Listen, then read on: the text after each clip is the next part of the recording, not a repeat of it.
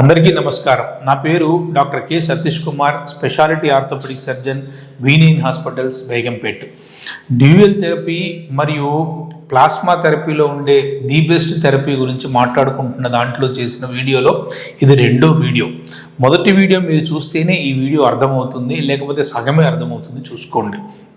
ఇక్కడ ఎప్పుడైతే మనము ఆ చీము కణాలు లాంటివి తీసేసినప్పుడు నొప్పి తగ్గుతుంది అనుకున్నామో, లేదా ఆ లోపల ఉన్న పాడైపోయిన హైల్యూరోనిక్ యాసిడ్ని తీసేసి కొత్త ఆయిల్ వేయడంతో నొప్పి తగ్గిపోతుంది అనుకున్నామో, దాంతో ఏమవుతుంది? ఓన్లీ లూబ్రికేషన్ పెరుగుతుంది. మరి anti inflammatory property, regenerative property, ఈ రెండింటికి ఇవ్వాల్సింది ఏమిటంటే ఒక రీజనరేట్ చేసే మాలిక్యూల్. వీటికి మనకి హెల్ప్ చేసేవి ఏమిటి అంటే గ్రోత్ ఫ్యాక్టర్స్ బాగా హెల్ప్ చేస్తాయి. ఈ గ్రోత్ ఫ్యాక్టర్స్ అనేవి మీసెంకైమల్ స్టెమ్ సెల్స్లో చాలా ఎక్కువగా ఉంటాయి. తెలుగులో చెప్పాలంటే మూల కణాలు లేదా మూలుగలోంచి తీసిన కణాలు. రక్తం ఎక్కడ తయారవుతుంది అంటే ఎముక మూలుగల నుంచి తయారవుతుంది. ఎముక మూలుగలో ఉన్న సెల్స్ అన్ని డిఫరెన్షియేట్ అయిపోయి లాస్ట్కి ఎర్ర రక్త కణాలలాగా, తెల్ల రక్త కణాలలాగా, ప్లేట్లెట్స్ లాగా మారిపోతాయి అన్నమాట. మనం ప్లాస్మా థెరపీలో ఆ ప్లేట్లెట్స్ తీసుకొచ్చి మోకాళ్ళ లోపలికి కానీ మనకు కావాల్సిన ఏరియాలో కానీ ఇంజెక్ట్ చేస్తూ ఉంటాం. అయితే దానికంటే ముందు స్టేజ్లోనే మన సెల్స్ని కానీ సంగ్రహిస్తే, మూల కణాలని కానీ సంగ్రహిస్తే, మీసెంకైమల్ స్టెమ్ సెల్స్ని కానీ మనం సంగ్రహిస్తే, మూలుగలోంచి తీసిన కణాలను సంగ్రహిస్తే దాన్ని ఏమంటారంటే బోన్ మ్యారో యాస్పిరేట్ కాన్సన్ట్రేట్ అంటారు, BMAC అంటారు. ఈ హైల్యూరోనిక్ యాసిడ్ని ప్లస్ BMACని కలిపి ఇచ్చామనుకోండి, రిజల్ట్ అనేది plasma therapy, routine platelet plasma therapy కన్నా అని హయ్యెస్ట్గా వచ్చే అవకాశం ఉంది. మరి ఎందుకు వస్తుంది డాక్టర్ గారు ఎక్కువగా హయ్యెస్ట్గా వస్తుంది అంటే, యాంటీ ఇన్ఫ్లమేటరీ ప్రాపర్టీ చాలా ఎక్కువగా ఉంటుంది మీసెంకైమల్ స్టెమ్ సెల్స్కి. టోటిపోటెన్షియల్ కెపాసిటీ చాలా ఎక్కువగా ఉంటుంది. మరి దీని గురించి మాకు తెలీదు, దీని గురించి ఎక్కువ ప్రాచుర్యంలోకి లేదు అని అంటూ ఉంటారు. దీనికి ఒక రెండు కారణాలు ఉన్నాయి నిజంగా చెప్పాలంటే.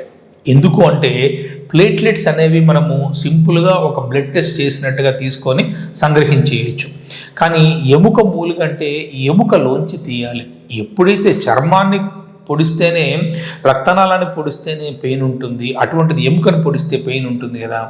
సో అందుకని ఆ 10 నిమిషాల పెయిన్ కూడా తట్టుకోలేకపోవడం వల్ల, ఆ 10 నిమిషాల పెయిన్ పేషెంట్ గురి అవ్వకపోవడం వల్ల, గురి చేస్తే వచ్చిన బాధ వల్ల ఏమైపోతుందంటే ఆ నొప్పి అనేది పేషెంట్ని వెనక్కి తీసుకెళ్తూ ఉంది. నొప్పి లేని చికిత్స, కట్ చేయలేని చికిత్స, జీరో పెయిన్ చికిత్సకి ఎక్కువగా ఇవాళ రేపు ప్రాచుర్యం ఉంది. కానీ ఒక 2-3 నిమిషాలు, అంతకంటే ఎక్కువ నిజంగా పట్టదు.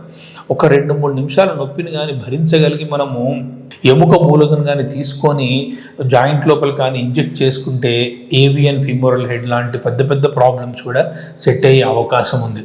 అయితే కొంతమంది చాలా పెయిన్ సెన్సిటివ్ ఉంటారు, ఒబేస్గా ఉంటారు, మిగతా ఇబ్బందులు ఉంటాయి. అటువంటి వాళ్ళకి మేమేం చేస్తామంటే ఒక్క 5 నిమిషాలు డీప్ సెడేషన్ ఇస్తాం. అంటే కాస్త మత్తు, నిద్ర ఎక్కువగా వచ్చేటట్టుగా ఉండే మందులు ఉంటాయి, ఆ నొప్పిని తగ్గించే మందులు ఉంటాయి. ఒక 5-10 నిమిషాలు మనిషిని కానీ మనము సెడేట్ చేసి ఆ బోన్ మ్యారో సెల్స్ కానీ సంగ్రహం చేస్తే ఏమవుతుందంటే మనకు కావాల్సిన పర్ఫెక్ట్ యాంటీ ఇన్ఫ్లమేటరీ కెపాసిటీ వస్తుంది. ఆ 10 నిమిషాలు మత్తును కానీ తట్టుకోగలిగితే, 10 నిమిషాలు డీప్ స్లీప్ ఎవరైనా తట్టుకోగలుగుతారు, అంత పెద్ద ప్రాబ్లం అయితే ఏమీ లేదు. అది తీసుకొని దానికి మనము హైల్యూరోనిక్ యాసిడ్ని యాడ్ చేస్తే ఏమవుతుందంటే రిజల్ట్ పర్ఫెక్ట్గా వస్తుంది, వచ్చే రిజల్ట్ లాంగ్ లాస్టింగ్గా ఉంటుంది.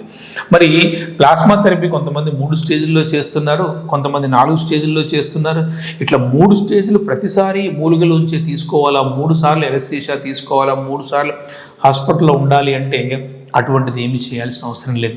ఒకసారి bone marrow aspirate concentrate therapy తీసుకొని అరుగుదల స్థాయిని బట్టి, పేషెంట్కి నొప్పి తగ్గిన దాన్ని బట్టి తర్వాతి క్రమంలో మనము ప్లాస్మా థెరపీ తీసుకోవడంతో ఏమవుతుందంటే, ప్లేట్లెట్ ప్లాస్మా థెరపీ తీసుకోవడంతో ఏమవుతుందంటే రిజల్ట్ అనేది కాంపౌండ్ అవుతుంది, నొప్పి ఇంకా పర్ఫెక్ట్గా తగ్గుతుంది, వచ్చే కార్టిలేజ్ వచ్చేది చాలా ఎక్కువ రోజులు ఉండే అవకాశం ఉంది, చాలా పర్ఫెక్ట్గా ఉండే అవకాశం ఉంది.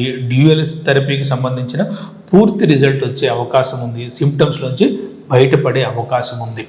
మనకి ఇప్పుడు ఏమర్థమైంది అంటే రీజనరేటివ్ ప్రాపర్టీస్లో ఉన్న హయ్యెస్ట్ ట్రీట్మెంట్ ఏమిటి అంటే bone marrow aspirate concentrate therapy.